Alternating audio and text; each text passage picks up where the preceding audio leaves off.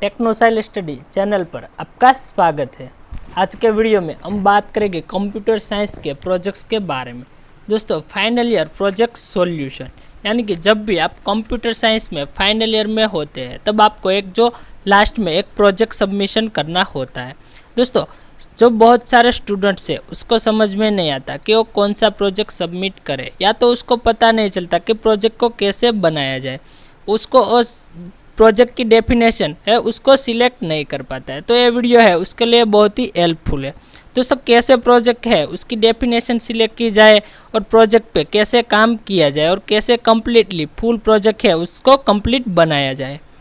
आगे हम दोस्तों बात करें तो ये जो मैंने स्टेप्स बताए, दोस्तों आपको नहीं पता है कि प्रोजेक्ट मतलब आपने कुछ बनाया नहीं, आप मतलब A to Z प्रोजेक्ट है उसको कंप्लीट करना चाहते हैं, तो फर्स्ट आपके पास ऑप्शन है रिक्वायरमेंट गैदरिंग, यानी कि आप रिक्वायरमेंट कलेक्ट कीजिए। आप कोई अपने आसपास ही आपको ऐसी कोई डेफिनेशन सिलेक्ट कीजिए, या तो कोई शॉप हो, कोई मतलब बेकरी हो, कोई शॉप हो जिसमें ऑफलाइन काम होता है, तो आप उसको इजी करके ऑनलाइन में उसका प्रोजेक्ट आप बना सकते हैं। दोस्तों, आप ऑनलाइन ऑफलाइन दोनों ही साइड से प्रोजेक्ट्स बना सकते हैं, या तो आप उसका सॉफ्टवेयर भी बना सकते हैं और या तो आप उसकी वेबसाइट यानी कि एक वेब एप्लीकेशन भी बना सकते हैं।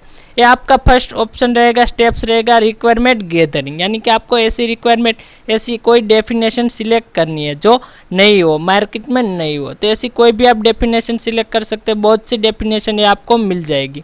उसके बाद दूसरा स्टेप यानी कि सेकंड नंबर का स्टेप आपका क्या रहेगा, प्रोजेक्ट एनालिसिस एंड प्लानिंग। आपको अगर आपने कोई भी डेफिनेशन सिलेक्ट कर ली, सपोज हम लोग मान लो आपके आसपास कोई बेकरी है जिसमें ऑफलाइन काम हो रहा है, तो आप उसको ऑनलाइन करना चाहते हैं, आप उसकी कोई एक वेब एप्लीकेशन बनाना चाहते हैं, तो आपको उसके एनालिसिस करना है कि उसके कौन कौन से जो मॉड्यूल्स आते हैं, उसमें कैसे वर्क्स होता है, मतलब इसके जो ऑर्डर्स कैसे लिए जाते हैं, कौन कौन सी प्रोडक्ट्स है वो यहाँ से मतलब बेची जाती है, सेल्स कैसे होता है, परचेस कैसे होता है, वो सब जो सारी डिटेल्स है उसका आपको एनालिसिस करना है। उसके बाद आपको प्लानिंग, अपने प्रोजेक्ट की प्लानिंग करनी है कि पहले मैं डिज़ाइनिंग कंप्लीट करूँ या कोडिंग कंप्लीट करूँ, उसके बाद डेटाबेस पहले बनाऊँ या लास्ट बनाऊँ। वैसे आपको फर्स्ट ऑफ ऑल आपको जो एनालिसिस और जो प्लानिंग है उसको कंप्लीटली कर लेना है।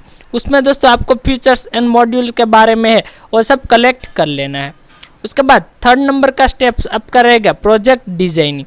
आपने दोस्तों रिक्वायरमेंट गैदरिंग कर ली, उसके बाद एनालिसिस कर लिया, प्लानिंग कर लिया। अब दोस्तों आपको आता है डिजाइनिंग का, यानी कि आप डेटाबेस से पहले आप अपनी जो डिजाइनिंग है उसको भी आप कंप्लीट कर सकते हैं। वन बाय वन दोस्तों आपको मान लो यूज़र पैनल बना लो, उसके बाद एडमिन पैनल बना लो, फ्रंट एंड डिजाइनिंग है, आप उसमें फ्रंट एंड में जो भी लैंग्वेज यूज़ करना चाहते हैं, HTML, CSS, bootstrap, jQuery etcetera, आप कोई भी लैंग्वेज का यूज़ कर सकते हैं। तो आपको दोस्तों उसकी डिजाइनिंग है वो कंप्लीट करनी है। उसके बाद बात आती है कोडिंग की। जैसे ही डिजाइनिंग फॉर्म्स सारे कंप्लीट हो जाए उसके बाद आपको उस पर कोडिंग करनी होती है। डेटाबेस बना के उस पर कोडिंग की जाती है। डेटाबेस के साथ कनेक्टिविटी करके हमें जो इंसर्टिंग, डिलीटिंग, अपडेटिंग वैसे कोडिंग की जाती है।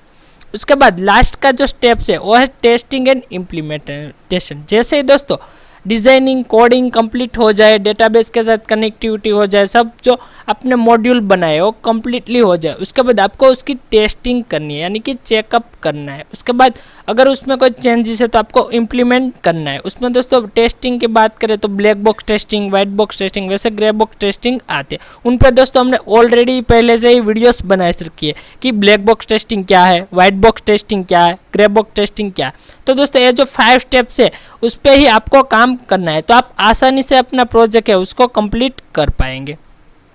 आगे बात करें दोस्तों तो आपने कोई भी लैंग्वेज है उसको सिलेक्ट कर लेनी है। आपको नहीं पता आप लोग को किस लैंग्वेज में प्रोजेक्ट बनाना आपके लिए इजी रहेगा, तो आपको इनमें से आप यहाँ पे लैंग्वेजेस देख रहे हैं उनमें से कोई भी सिलेक्ट कर सकते हैं। ASP को सिलेक्ट कर लो, C#.NET, VB.NET, जावा, PHP, एंड्रॉयड, पाइथन, HTML, आप कोई भी लैंग्वेज यहाँ पे सिलेक्ट कर सकते हैं। आप जो भी लैंग्वेज में अपना प्रोजेक्ट बनाना चाहते हैं, आपको जो भी लैंग्वेज का मतलब ज़्यादा नॉलेज हो जिस लैंग्वेज का, उसी लैंग्वेज को आपको सिलेक्ट करना है। अगर आपको उनमें से कोई भी लैंग्वेज का नॉलेज ज़्यादा नहीं है तो आप ASP या PHP है उसको सिलेक्ट कर सकते हो। उसमें आप दोस्तों आसानी से अपना प्रोजेक्ट है वो कंप्लीट कर पाओगे। नेक्स्ट आगे बात करें दोस्तों कि IDE टूल्स के बारे में, तो आपको आपने सपोज मान लिया आपने ASP सिलेक्ट कर ली, तो उसके लिए एक IDE टूल की ज़रूरत होगी। तो उसमें आप नोटपैड, लारावेल है, प्रिस्टाशॉप है, उसका यूज़ आप कर सकते हैं दोस्तों PHP के लिए, लेकिन जो ASP में आपको विजुअल स्टूडियो है उसका यूज़ करना होगा। तो आपको आईडी कोई भी आपको सिलेक्ट कर लेनी है। उसके बाद थर्ड नंबर पे आता है आपको डेटाबेस टूल्स, यानी कि आपने लैंग्वेज सिलेक्ट कर ली, जो आईडी या टूल्स है, आईडी कोई भी टूल सिलेक्ट कर लिया। उसके बाद आप कौन सी लैंग्वेज में अपना डेटाबेस है उसको क्रिएट करना चाहते हैं तो आपको सिलेक्ट कर लेना। आप उनमें से एसक्यूएल, माईएसक्यूएल, एमएस एक्सेस या आप कोई भी जो डेटाबेस टूल्स है उसको सिलेक्ट कर सकते हैं और उसकी कनेक्टिविटी कर सकते हैं। नेक्स्ट दोस्तों हम बात करें कि प्रोजेक्ट की, कि दोस्तों कम्प्लीटली प्रोजेक्ट है उस पर वर्क कैसे किया जाए। तो आपने मतलब सारे जो टूल्स एंड टेक्नोलॉजीज है उसको सिलेक्ट कर लिया, तो आपको फर्स्ट ऑफ ऑल अब प्रोजेक्ट की जो डिजाइनिंग है उसको स्टार्टिंग करनी है। स्टार्टिंग में दोस्तों आपको यूज़र पैनल और एडमिन पैनल, मतलब ज़्यादातर दोस्तों प्रोजेक्ट में दो ही पैनल होती है, एक एडमिन पैनल होती है और दूसरी होती है यूज़र पैनल। यूज़र पैनल होती है वो यूज़र को शो होती है, और जो एडमिन पैनल होती है वो दोस्तों जो हम खुद एडमिन है, जो एडमिनिस्ट्रेटेड है उसको शो होती है। तो उसमें दोस्तों आपको क्रिएट मॉड्यूल में आप यहाँ पे home, about us, galleries, contact, ये सब जो कॉमन मॉड्यूल्स होते हैं और आपके प्रोजेक्ट के रिलेटेड 2 या 3 मॉड्यूल है आपको इसमें ऐड कर देने हैं। उसके बाद आपको अपनी जो प्रोजेक्ट्स की डेटाबेस है उसको कंप्लीट करना है। डेटाबेस में कोई भी डेटाबेस सर्वर को आप सिलेक्ट कर ले और उनमें अपना जो डेटाबेस है उसको क्रिएट कर ले। दोस्तों आपको फर्स्ट ऑफ ऑल अपना डेटाबेस क्रिएट करना है। उसके बाद जितने भी टेबल्स आते हैं आपके प्रोजेक्ट की डिजाइनिंग के अनुसार, जितने भी प्रोजेक्ट्स आते हैं जिसमें आप डेटा है उसको स्टोर कराना चाहते हैं तो उतने टेबल है उसको आपको क्रिएट कर लेना। दोस्तों उनमें भी हमने पहले से ही वीडियोस बना रखी कि एक डेटाबेस है उसको कैसे क्रिएट किया जाता है, टेबल कैसे क्रिएट किया जाता है, उसमें जो फील्ड, डेटा टाइप, कंस्टेंट कैसे ऐड किया जाता है, तो उनमें ऑलरेडी वीडियो बनी हुई है। तो आप उसे देख के आप अपना डेटाबेस है उसको क्रिएट कर सकते हो और उसमें जो भी आप रिलेशनशिप अगर देना चाहते हैं तो कोई भी रिलेशनशिप देनी हो तो आप उसमें देनी पड़ेगी आपको और दे देनी है। उसके बाद नेक्स्ट बात करें कोडिंग की, तो दोस्तों आपने डिजाइनिंग फॉर्म सारे है वो कंप्लीट कर लिया। उसके बाद आपने उसकी जो डेटाबेस है, डेटा मतलब टेबल से रिलेशनशिप देनी है, कंस्टेंट, वैसे आपने एक डेटाबेस कंप्लीटली उसका बना लिया। उसके बाद बात आती है कोडिंग की। तो कोडिंग करने से पहले आपको जो हेडर फाइल की जो आवश्यकता है उतनी इंक्लूड हेडर फाइल कर देनी है। उसके बाद आपको जो डेटाबेस है उसकी कनेक्टिविटी करनी है। तो उनमें दोस्तों डेटा कनेक्टिविटी पे भी हमने पहले से ही वीडियो बना रखी, तो आप उस वीडियो को देखो, डेटाबेस कनेक्टिविटी कर सकते हैं।